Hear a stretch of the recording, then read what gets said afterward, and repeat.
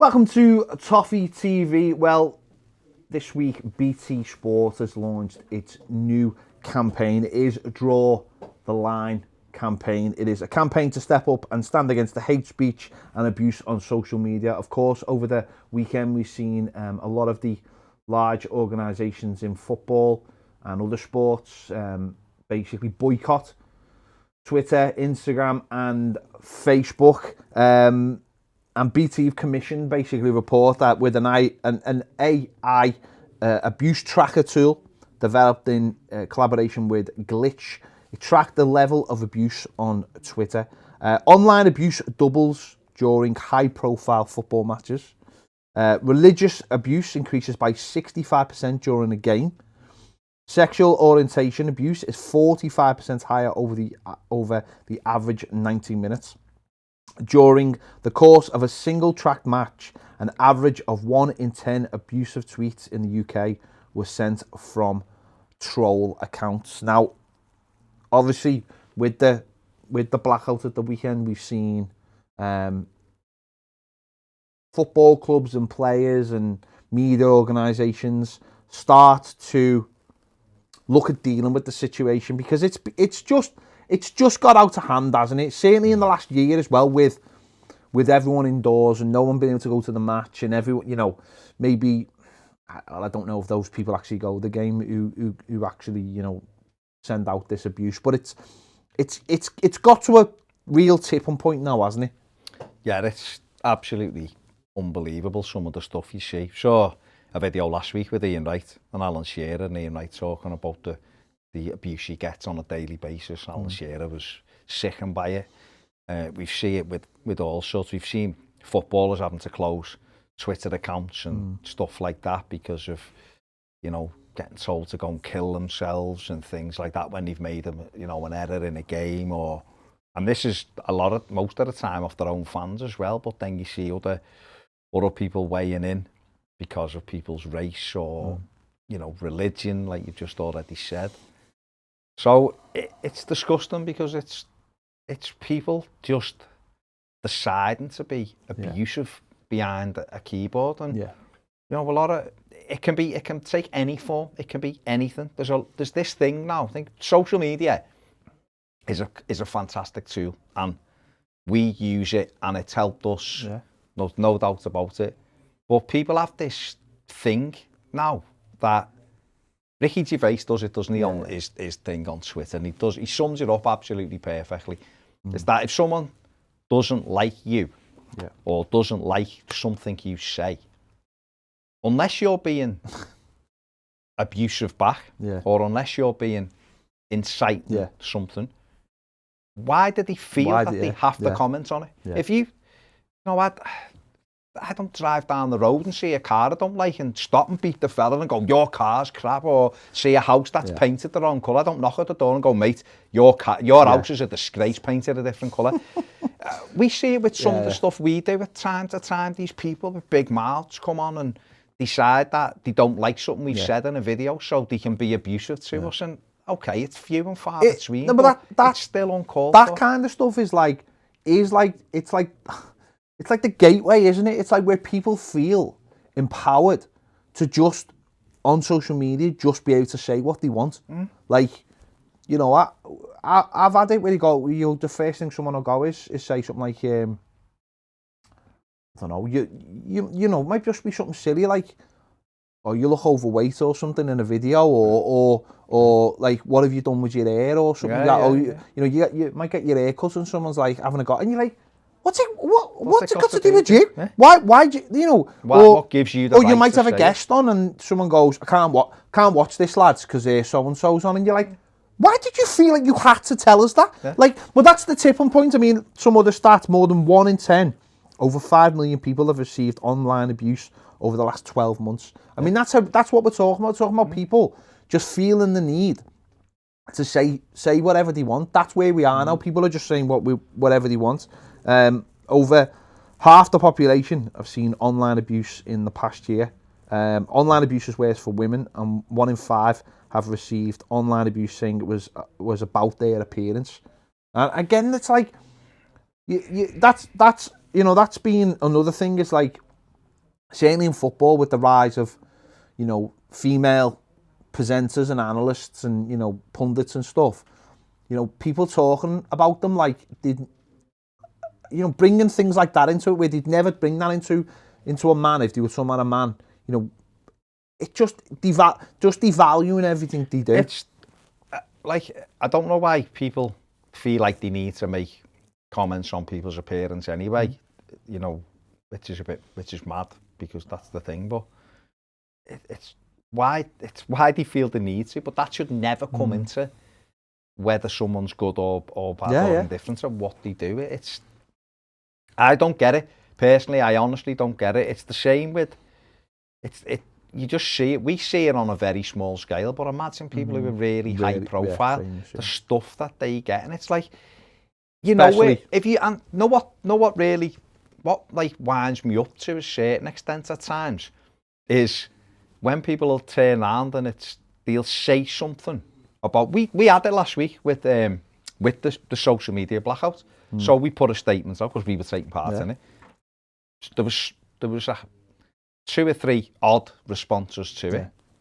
But someone put, great, can you just do it permanently? Right? Which is fine. So I had a look. They were following us. So I was like, why are you following us then? Why are you following us? If you don't like what... And I had a look, and it looked like a bit of abuse and whatever, because of the stuff they were saying to other people, not just us. So it was like, I just blocked them, because fine, I'll make it dead easy for you, mate. Make it easy for you. But other people were like, you shouldn't need to say that. They know where the unfollow button is. You shouldn't need to respond. And I don't normally respond to that. And like I've said, we get it few and far between. And it's always the ones who, they like club together. There's 3 or 4 who don't like something, so they club together. But that's the top and bottom of it though, Baz. That's that's the ugly side of social media. That's where it's got worse and worse. We know there's a lot more racism being shown now. A lot of extreme, views are getting seen more and more. And it is this idea that people have found each other on the internet. The internet is an amazing tool. It really is. It gives us our living. It's an amazing tool. It's helped the world in so many ways. But the bad thing about it is it's allowed all these people before who didn't have an outlet for... Well, didn't know who that outlet was. Well, they didn't have an outlet for their hatred. And now they can all club together, start in the chat rooms, and now it's on the Facebook groups, and it's helped bring in world change as well. This is not just a small thing. This kind of stuff we've seen people on a large scale be radicalized in the last 5 years because of the internet. And so there's one extreme to another. We've seen racism now become, racism has always been there. It's not gone away. It's never been away. We grew up with it, but it was that thing of, well, can I really say something in this room? Is there other people who feel like me? But once the internet come into it and people feel empowered by that, and also because of things like Twitter, they can start abusing, footballers, whether it be modern footballers, ex-footballers, pundits, whether it be women, whatever it is. Now they can just go, you're this, you're that, and I really feel like it's got to a real tipping point now where something must be done. I don't know whether anything will be done. I know there was critics of what happened over the weekend, with the boycott. It won't do anything. And I know since the racial abuse has started again, we've seen already, I suppose now it's on the social media companies to think, as businesses, will all these people walk away? Will all these big clubs walk away? All these people who drive all this traffic? Don't forget, Twitter, it's only as good as its users. It's only as good as the big companies who come on it, who drive that traffic. If they all leave, then all the advertising leaves with it. Like everything else, it all comes down to money at the end of the day. So football clubs might just decide, we've had enough of this. They could decide to go to a new app. Someone could design a new app and go, tell you what, we're not going to have any tolerance for this, 0 tolerance. Come on our app. Everyone will do the same. And then once you go on that app and that app grows and the users grow, Twitter can be pushed to the side. Because if they're going to not do anything about this, Facebook are not going to do anything about this, Instagram are not going to do anything about this. It's their responsibility. We know that individuals and human beings aren't going to take responsibility. It's the whole point of hiding behind it. It's the whole point of hiding behind an avatar or something. And a lot of these people wouldn't say this stuff to people's face, but why do they feel the need to? If I'm going through my television and I see it's a program I don't like, I don't feel the need to write an email, a strongly worded email, or I don't feel the need to stand up Or and abuse them. Abuse the, go and find the person online or whatever. I just, guess what? I just go to the next channel. Thing. Or I just go, that isn't for me. And off we go. Some other stats, the younger the age, the more likely you are to experience abuse. 16% of 18 to 34-year-olds have experienced abuse, which is interesting. 23% of people who identified as gay or lesbian have received online abuse about their sexual orientation. 1 in 7 believe that those working in the public eye should expect abuse. Yeah, I think that's, I just, that last one is, I've seen your BT have got a video on their YouTube channel. We'll put a link in the description about, people saying it only takes one person to say something about you when you're having a bad day. We're trying to talk about mental health now. We've seen in the last year a lot of people struggling. A lot of people can't deal with it, certainly with isolation and all that. If you're having a bad day and you see that one comment, even if you're not having a bad day, you see comments that you deal with it. Someone said to me a while ago, we were having this conversation. He went, "I know, but because you're well known, you're gonna get that stuff." It's like, I've had why? that. It's like, why are we gonna get it because we're well known then? If people don't, and the other thing is people make assumptions. These people don't know me or you or any of these other people, but they'll make an assumption about you. If you don't like what we're saying, we're just two fellas talking about footy and other guests come in and that's across anything. Yeah. It's across anything. So people who are real high profile people, why should they face abuse because someone doesn't like what they do? Some people have got, obviously are stronger than others when it comes to that kind of stuff. But it will get to you eventually for whatever reason. You can get 100 great comments from one. No, that's what I'm saying. I've had it personally where I've had that. Well, maybe it isn't the job for you if you can't take abuse. And you're like, hang on.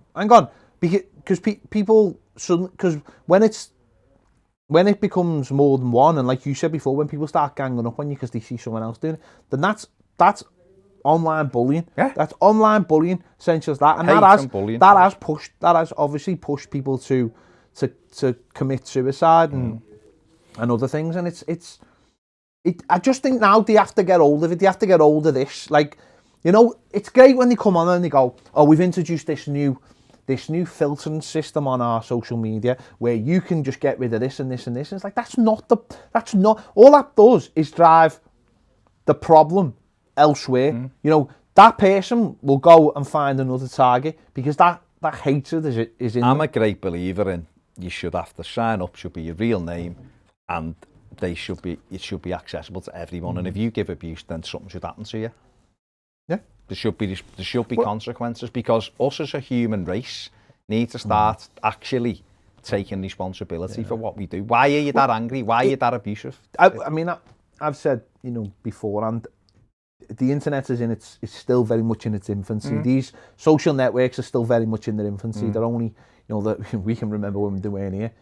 Kids have grown up with them, but we can, they're not being policed, and there is that tug of war between the people who run them and governments or authorities, whatever, to get that policing in. But that has to come now from the social media companies because they've got to come out now and say, right, these are what we expect from all the people who are already with us and all the people who are going to join up with us. And I don't know what that would be. I don't know how they would do it because unfortunately we get into that situation then of like, you're handing your details over, and I know half these people have already got all our details, and I know it can be all that kind of stuff scary, but there has to be something you leverage. You have to leave a bit of yourself on these things, so you're not going to do it, because at the end of the day, it's like when you're driving your car, it's got to like, you've got your license plate on. If anything bad happens, they know you are straight away, and there has to be something consequences. There has to be something that, so you are, so that is, you say something to someone, then they can find out who you are, and you're not just some egg or whatever, but also just on a fundamental, it's education. Forget about what the consequences are. We actually have to get to the root cause of this as well. We have to find out what's driving people to say these things, to be racist, to be sexist, you know, whatever it is, we need to get better education into kids and go, this is not acceptable. And I know a lot of kids now are growing up, so I'm not just saying it's, you know, all the kids. Well, mate, some of the people is full grown adults. A lot of kids are growing up and they couldn't care less about what sexual orientation you are, whatever it is, they couldn't care less now, a lot of kids. So, but we've got to get into the other ones and find out. And it is, for me, it all comes down to that starting that education.